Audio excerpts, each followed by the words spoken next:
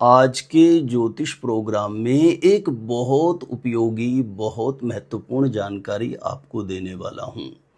एक ऐसी समस्या है जिसके समाधान में बार बार पूछा गया है, गुरुजी बताएं, शादी के लिए रिश्ता बहुत अच्छा समझ में आ गया है, या लड़का या लड़की एक दूसरे को पसंद करते हैं, लेकिन जब कुंडली मिलान कर रहे हैं तो कुंडली मिलान नहीं हो रहा है। शादी के लिए जब गुण मिलान कर रहे हैं तो गुण मिलान नहीं हो रहा है। ऐसी स्थिति में इस समस्या का क्या समाधान हो सकता है? तो देखिए प्रिय दर्शकों, ऐसी स्थिति में केवल और केवल एक ही समाधान हो सकता है। और ध्यान रहे, जब कभी भी किसी लड़का या लड़की की शादी के लिए कुंडली मिलान कर रहे हैं, गुण मिलान कर रहे हैं, कुंडली और गुण ना मिलने पर ज्यादातर लोग एक बहुत बड़ी गलती करते हैं और इस गलती की वजह से ज्यादातर लोगों के हाथ से अच्छे रिश्ते निकल जाते हैं। और यह गलती आपको कभी भी नहीं करना है।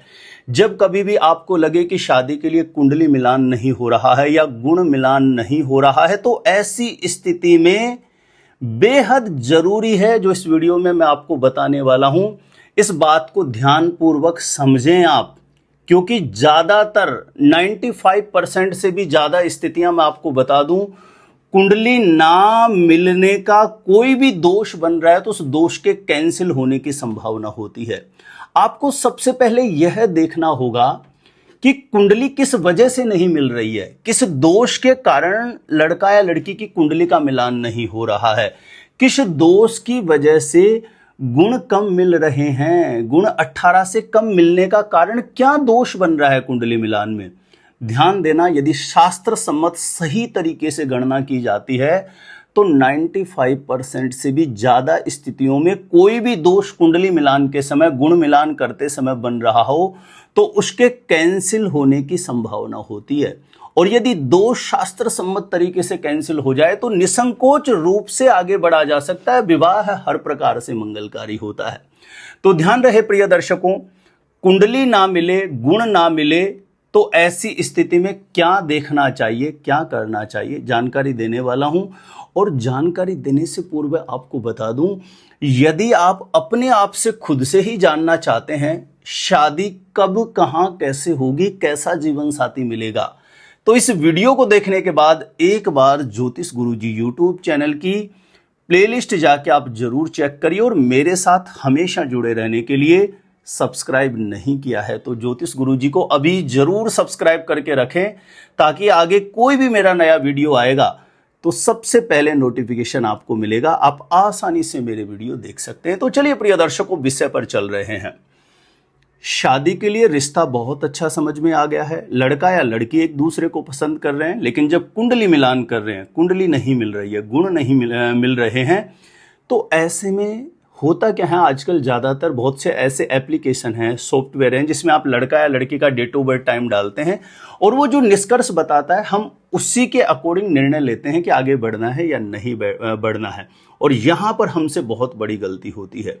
ध्यान देना, मुख्य रूप से कुंडली ना मिलने के देखिए 5 कारण होते हैं।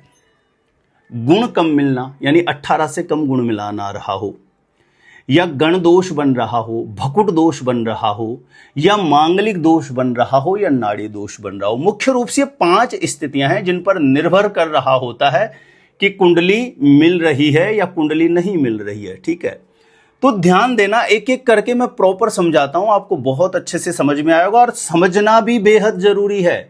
इस छोटी सी जानकारी के अभाव से एक बहुत अच्छा रिश्ता आप अपने हाथ से निकाल सकते हैं और हो सकता है फिर ऐसा रिश्ता आपको बाद में मिले ही नहीं। ठीक है, तो सबसे पहली स्थिति आप समझिए कि गुण कम मिल रहे हैं। तो गुण कम मिलने का ज्यादातर कुंडलियों में कारण देखा गया है, गण दोष या भकुट दोष की वजह से गुण कम आ जाते हैं। लेकिन ध्यान देना, गण दोष और भकुट दोष की वजह से यदि गुण मिलान कम आ रहा है और राशि मैत्री हो जाए तो गण दोष और भकुट दोष पूर्णतया प्रभावहीन माने जाते हैं। ऐसी स्थिति में अन्य स्थितियां, विवाह स्थान के स्वामी की स्थिति और अन्य स्थितियां ठीक है तो कम गुण मिलान पर भी निश्चित तौर पर विवाह मंगलकारी माना जाता है। तो ध्यान देना, राशि मैत्री हो जाए और गुण कम मिलने का कारण गण दोष और भकुट दोष बन रहा हो तो गण दोष और भकुड़ दोष पूर्णतया प्रभावहीन हो जाते हैं। ऐसे में कम गुण मिलान पर भी विवाह मंगलकारी होता है। मान के चलिए गण दोष बन रहा है, भकुड़ दोष बन रहा है और इसकी वजह से कुंडली नहीं मिलने जैसी स्थिति हो रही है, लेकिन राशि मैत्री हो रही है, तो गण दोष और भकुड़ दोष दोनों ही पूर्णतया प्रभावहीन हो रहे हैं। इससे आगे एक बहुत महत्वपूर्ण बात है, और यह विषय एक ऐसा विषय है जो मैंने अनुभव में देखा है, लाखों कुंडलियां इस विषय पर रिसर्च करके देखी है कि मांगलिक दोष की वजह से ज्यादातर रिश्ते हम ठुकरा देते हैं या पीछे हट जाते हैं। लेकिन आप ध्यान देना, सही जानकारी नहीं होने के अभाव में ऐसा होता है।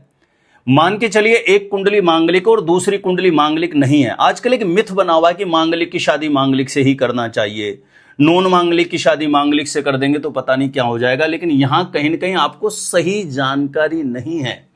मान के चलिए कोई कुंडली मांगलिक है और सामने वाला नॉन मांगलिक है, तो जो कुंडली मांगलिक है उसमें मंगल स्वराशि का बैठा हुआ है, अपनी ही राशि का है, मेष या वृश्चिक राशि का है, या उच्च राशि का है, मकर राशि में बैठा हुआ है, या कर्क राशि में नीच राशि में है, या मंगल राहु के साथ है, या मंगल के ऊपर गुरु की दृष्टि है, या मंगल चंद्रमा के साथ है।